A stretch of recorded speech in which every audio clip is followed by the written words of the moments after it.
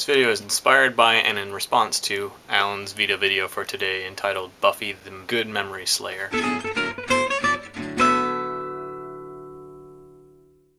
To answer the primary question that you asked in your video, I don't think it's up to the content creators as to what becomes timeless and what does not. I think ultimately that decision is left in the hands of the people who view and appreciate our art. I do, however, think it's our job as an artist to always be growing. What I mean by that is that we're supposed to look back on the work that we did 5, 10, 15, 20 years ago and think that it sucks, and think that the stuff we're doing now is good.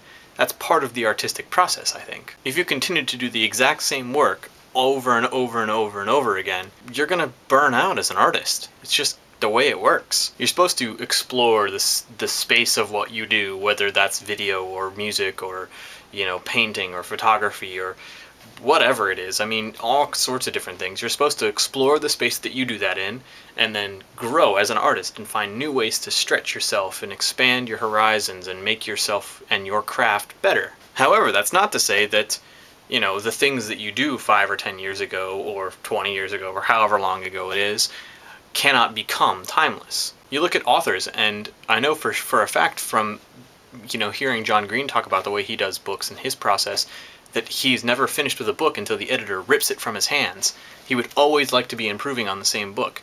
However, his book could become timeless just because generation after generation after generation after generation have read it. Take Star Wars, for instance, and I think it's a perfect example.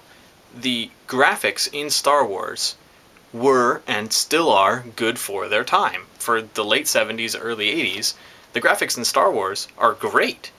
And I think they're still pretty good now. And over the course of the 30 years that they've been out, George Lucas has tinkered with them over and over and over again because he doesn't think that it's perfect. He doesn't think that it's the way it should be. Although we, as consumers and appreciators of that art, are pissed at him for tinkering with our thing. Which is why I say that it's not up to the content creator whether our content is timeless or not. It's up to the appreciators of our content that we have created, whether it becomes timeless or not. Star Wars became timeless basically by a fluke. It wasn't because George Lucas set out to make a timeless video or, a timeless movie.